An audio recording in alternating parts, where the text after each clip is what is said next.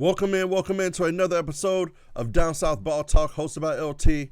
I'm your host, LT, and on today's episode, we are talking NBA once again. It is draft day, baby, and today I will be going over who I think will be going in the top 10 in the lottery picks. I know there's more than 10 lottery picks, but again, for this episode, we're just going to go over the top 10, who I think will be taken in the top 10 and where they will go. Again, this is with no trades. No trades involved because, again, I'm hearing rumors of a couple trades in the top 10 picks. So, again, this is with no trades or anything of that nature. Also, today we will speak on the Giannis Antetokounmpo trade to Miami. What a blockbuster trade that is. We will speak on that later on in the episode. But first, I want to say thank you to each and every person who has subscribed to the channel. Your support is much appreciated. Thank you to each and every person who has liked the videos, who has commented on the videos. Much appreciated. All right, let's get into it. Let's get into the NBA draft. It is tonight. Some of these guys' dreams are coming true, man. It will be lit tonight, man. I know I am happy as a Grizzly fan. They have the number 3 pick. The Dallas Mavericks, what are they picking? Number 9. They're picking number 9 today. They are the only 2 teams in the lottery out of the Southwestern Division. Now, again, I'm hearing rumors of maybe the Pelicans trading up and getting their pick back from the Hawks. But again, these picks right here and what I'm going to speak about today are with no trades and as if everybody is picking in their right orders as of right now. All right, let's get into it like it's nothing to it. Number 1, who I think is going number 1 to the Washington Wizards is AJ DeBonsta. I don't think it's a even thought of who to get. Now, granted, I understand, Darren Peterson is a really good guard.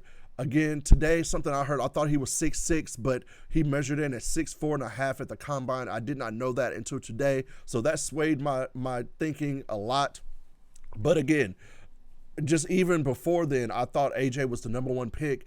Even before the college season even started, I was saying AJ DeBonsta would be my number 1 pick. He has the body frame. He has everything that you're looking for in a scoring forward. I believe he can turn himself into a 3-and-D guy. Right now, he's 2-and-D for sure. But he can turn himself into a 3-and-D because I believe his defense is better than what people are giving him credit for. And I believe once he gets to the next level, he will work on that tremendously and he will become a 3-and-D guy. And he will be the face of the Washington Wizards franchise. I'm so sorry. Trae Young is there now and he just re-signed. So I understand Trae will put, butts in the seats. You have AJ. Anthony Davis, I don't know if he'll be there. There's rumors that he wants to be traded. So we'll see on that end. And you still have Alex Sarr, who I believe got better last year as the number 2 pick 2 years ago. So I believe the Washington Wizards will take AJ DeBonsta with the number 1 pick. All right, number two. With the number 2 pick, who has it? The Jazz. I believe they take Darren Peterson. Now, there are rumblings saying that Cameron Boozer might be taken because his dad is an assistant coach there, blah, blah, blah. But I believe you cannot pass up on a talent like Darren Peterson. I believe him and Keontae George can make it work. I understand Darren will need the ball in his hands just like Keontae does, but I believe you try to see if Keontae can play off ball and let Darren have the ball. You cannot pass up on a talent like his. Also, who are you going to pick to pair with your bigs already? You already have Jaren Jackson. You already have, which I don't think he'll be there, Walker Kessler. He's still on contract. He's still there, though. He wants an extension. He wants to re-sign. Then also Lauri Markkanen, who was hurt last year. So I don't think that you pair Cameron Boozer with Lauri Markkanen and Jaren Jackson. So I believe you go guard. And if you do go guard, you do not pass up on Darren Peterson.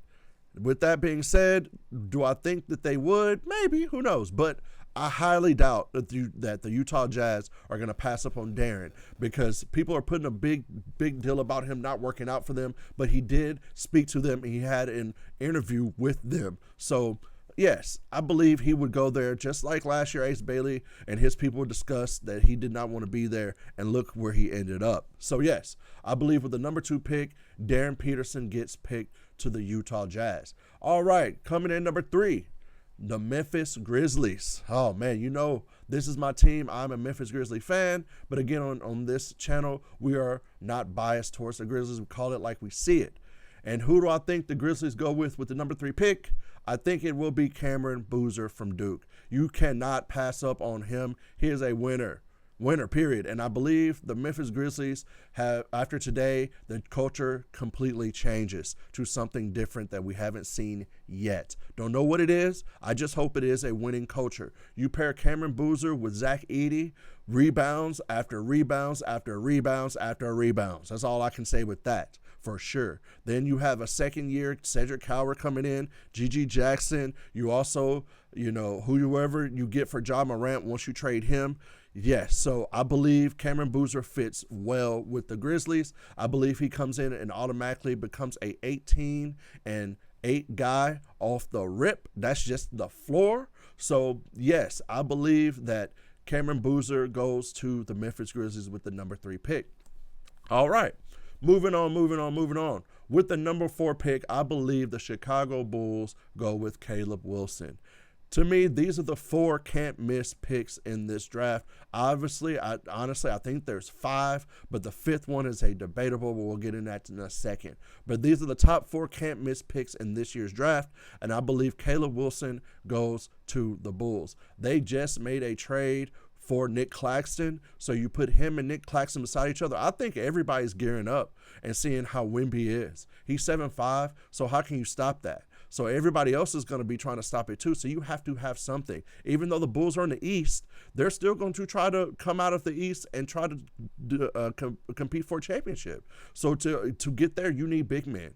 So Nick Claxton and Caleb Wilson together, I like that. Now, Caleb Wilson, his floor is very, very low, but his ceiling is very high. Very, very high. So I like it. I like it for the Bulls, and I think him and Josh Giddey, that'll be good. Him throwing some lobs to him, nice. I like it. All right, let's move on. Number 5, at the number 5 pick, the LA Clippers. Who do they get? I think they go with a guard, and this guard's name is Darius Acuff Jr.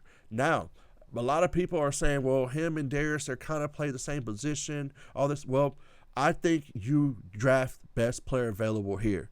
And to me, best player available to me is Darius Acuff Jr. Now, his defense is the biggest question. I will say that off the rip. His defense has to get better in the league. People will come at him in the league. However, can the Clippers move pieces around him to mask that? Kawhi Leonard can take that, pressure off him. That's if he's still on the team. I'm hearing rumors about him getting traded. But yes, Kawhi Leonard can play defense. They have, big men and all that. So with that being said, I believe they take Darius Acuff Jr. and look for their point guard for the future. He is a scoring machine. He is going to give you buckets, and I mean buckets. And maybe they move on from Darius after 1 year from now. But I do believe they take Darius Acuff Jr. with the 5th pick.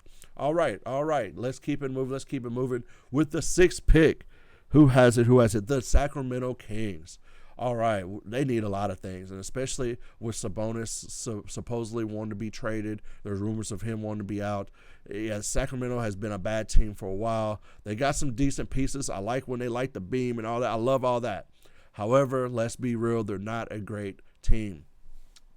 Who I think they go with, again, with this draft, it is really guard heavy. I must say that. There's a lot of good guards in this draft. And I believe the Sacramento Kings get themselves a good guard in Michael Brown Jr. out of Louisville. He was injured and all this, and I understand that and all that, but I think Michael Brown Jr., people forget about him because he was injured, just kind of like Caleb Wilson. I mean, out of Louisville, what was he doing? Let's see here. 18 and 3 and 4. Like, he's really good. Perimeter scorer, can play some defense. So I like it. If he goes to Sacramento, man. That's something to build with. You've got some players down there in Sacramento that, are young and hungry. So, yes, I believe that they go with a guard, and I believe it will be Michael Brown Jr. out of Louisville. All right, let's keep it moving. Before I keep it moving and tell you the next pick, I would like to say thank you for watching. Also, please follow all of my socials. You see them here down at the bottom at Down South Ball Talk. Except on X, it is at Down South BT. All right, let's keep it moving. coming at number 7 with the 7th pick, the Nets, the Brooklyn Nets. They just made a trade for Julius Randle today, or yesterday, I must say, for Julius Randle. I like the trade, man. Julius Randle is a good player. I do think that he has underachieved. He really started to shoot a lot of threes instead of really using his body. And I thought he was the next coming of maybe like a Zebo or something. But also he evolved his game to the 3, which Zebo did as well. But to me, he shoots a lot of threes more than I would like him to shoot. But again, him and Michael Porter Jr., nice little pieces right there to shoot a lot of shots and get up some points. But do I think they're going anywhere? No. But I do like the trade for the Nets, and again, maybe Randall will get his bag out of it. I know he has 2 more years left on his deal. Maybe he signs an extension with the Nets. All right, who do I think they pick with the number 7th pick? I think they go with Kingston Flemings out of Houston. Yes, another guard. Again, I think this is going to be a top 10 guard heavy picks here, man. Kingston Flemings is a good guard out of Houston, man. A defensive player more than anything. His offense needs a lot of work. I will say that. He needs to get bigger, stronger. But I like guards, and especially players who want to play defense. Want to, because defenses say want to. I think this guy is a future all-defensive player in the league. That's how good I think his defense can translate to the NBA. So I think they build with him, man, and, you know, maybe they do something, Julius Randle, Michael Porter, and they get it going up there in Brooklyn. But I think with the 7th pick, they pick Kingston Flemings out of Houston. All right, let's keep it moving. With the number 8 pick, the Atlanta Hawks. Now, there's rumors of them trading this pick. Again, these are all with no trades or anything like that. They do have a good nucleus there with Nickeil Alexander-Walker. He's really good. I like the Jalen Johnson kid. They got Dyson Daniels, who plays defense. They're gearing up for the future. So I like what Atlanta is doing right now. So who do I pick? Who do I think they pick with the 8th pick? I think they go Keaton Wagler, who is a big combo guard. He could play 2. He could play 3. He came up out of nowhere out of Illinois, had a really good tournament. I see his potential. I don't know if he has a dog in him, but he has a really good jump shot. I think he's going to be a really good player in the league. Again, he rose, and he's I won't say he's a project, but he needs to develop a little bit more, if you ask me. But again, I think he would be a good offensive threat for the Hawks, because again, they need shooting. They have defense, and again, Johnson's a walking triple-double. He's easily a 2-and-D guy. So I like if the Hawks was to get Keaton Wagler. All right, let's keep it moving to another Southwestern Division team. The Dallas Mavericks have the 9th pick. Who do I think they go with? I think they go with that guard. I'm sorry, this is what it is. I think they go with a guard, and I think this guy slips because, again, I think that his offensive ability is there. But again, defense is just my biggest worry. But I think he doesn't make it past Dallas, and that is Braden Burris out of Arizona. Yes, he is going to be a really good player. I like him. He brings it every night. He reminds me of that Westbrook motor, that I don't care if I'm down by 20, I'm still going to play hard type of mentality. So I believe he will work really well down there with the Mavs. So, I mean, what else can you say, man? They got their coach this week. I mean, so with that being said, yeah, I think they go with Braden Burris. Now, a lot of people are saying, would they go with, a person from Michigan and maybe it's a big man like Hade or Yasso? I mean, they could, but I don't see it. I think they need a guard. And I know Kyrie Irving's there, but they need someone else to run with Kyrie, and I think they go with Braden Burris. All right. Coming in number 10, because again, I'm only doing the top 10 lottery picks of the NBA draft this year. Coming in number 10, the Bucks. As we all know, they just traded Giannis to the Heat. We will talk about that coming up next. Giannis to the Heat and what that means for the Heat and also the Bucks and the whole particulars of that trade. But for right now, we are just talking about the Bucks picking at the number 10 spot. Seeing that they have lost Giannis, I believe the number 10 spot they go with Nate Emmett out of Tennessee. Now, I'm not a big Nate Emmett guy. I watched a lot of Tennessee basketball the beginning of the year. He really struggled, and I will admit, towards the end of the year and in the tournament, he kind of came on, and it seemed like he's more of a second half kind of guy who needs to get in the flow. He needs a couple shots, and in that second half, he's ready to go, which there's nothing wrong with that. I like second half guys. I like closers, so maybe he can turn into that for the Bucks.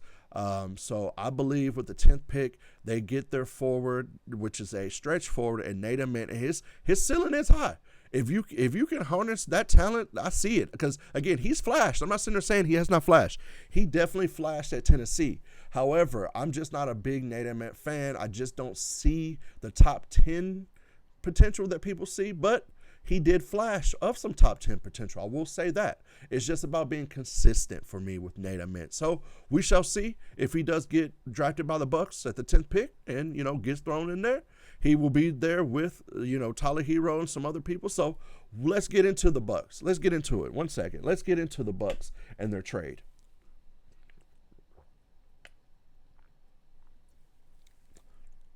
They traded Giannis Antetokounmpo and also Bobby Portis to the to the Miami Heat for Tyler Hero, Jaime Jaquez Jr., Khalil Ware, Yakachunas, 4 first rounders, a first round pick swap in 2030, and a second round pick in 2033, which includes this year's 13th pick. Whew, that's a lot. That's a lot to give up for Giannis and Bobby Portis, because now you have to move Norman Powell. You can't pay him. He's not going to take a pay cut. He's one of those guys who got out the mud and he got his bag, and he's going to want to keep his bag. So I don't see them keeping Norman. So their starting 5, just off the top of my head, I kind of think it would be Davion Mitchell at the 1. I don't know who their 2 guard would be. Then you got Andrew Wiggins, who would stay, because, again, you're getting rid of Norman Powell. That would be your 2 guard, but if you get rid of him, who knows? You got Andrew Wiggins, Giannis Antetokounmpo, and then Bam at the 5. Oh, man. And then Bobby Portis come off the bench. I mean, giving up Khalil Ware, I don't like that. Giving up Tyler Hero and whatever. Jaime Jaquez, yes. But Yakachunas, I know why the Bucks wanted him. He is a good, promising young player. I don't think Tyler Hero stays around unless he takes a discount, because that is his hometown in Milwaukee. So maybe he does take a discount. But to me, Khalil Ware is a good pickup for you. He's a big man who's ascending to me, who plays pretty good. So do I like the trade for the Bucks? Yes, I do. Do I like the trade for the Heat?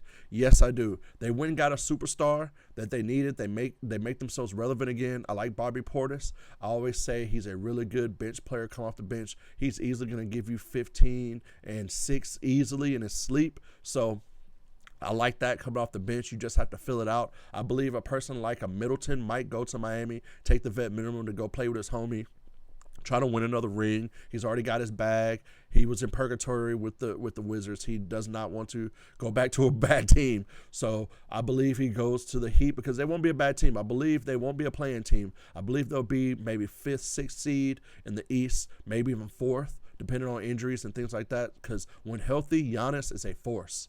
Giannis is a force. But however, like I said, I just don't like the fact you have to get rid of Norman Powell. He's an instant bucket. He's not microwave. He just is ready to go at all times. So, yeah, we'll see. We've been waiting on this trade for a while. We've known it. Giannis has wanted to be traded since the deadline of last season. They just couldn't get it done. But we now know Giannis will be playing for the Miami Heat next season. The next big superstar to get traded will be Ja Morant. I wonder where he goes. My prediction, just hear me out. My prediction is he either goes to Sacramento or he goes to the Timberwolves. We will see how that goes, because, again, they just signed Ayo Dosunmu to his deal. Because, again, you'd have what? Two max players, and Ayo making that money, so you'd be dependent on those players, because you'd have to get rid of. I would at least ask for Jaden McDaniels in that deal, to the least. So, I mean, I don't know if you want to give up McDaniels, because he is a glue guy who is ascending, and I like his mentality. I think he would fit well in Memphis and the community. So, yeah, we'll see. We'll see where Ja Morant goes, but I think he either goes to Sacramento or Milwaukee. Or I'm sorry, not Milwaukee. I'm so sorry. The Minnesota Timberwolves started with an M. So yes, this concludes this episode of Down South Ball Talk. Let me know in the comments, who do you think is going top 10? Do you like my picks? I switched up some things because, again, a lot of people have Braden Burrows going top 5. I don't see it, but we shall see. Let me know in the comments if you agree or disagree with my top 10 picks. Let me know who won the trade. Do you think the Heat won the trade? Do you think the Bucks won the trade? Do you think neither? Do you think Giannis should have stayed in Milwaukee? I've seen those comments as well online. He should have stayed in Milwaukee because Miami's the same situation. Let me know. Let me know here on the comments. And again, please follow all of our socials. They're down here at Down South Ball Talk on all social medias, except on X. It is at Down South BT. Again, I'm your host, LT. Thank you so much for watching. I hope you have a good evening.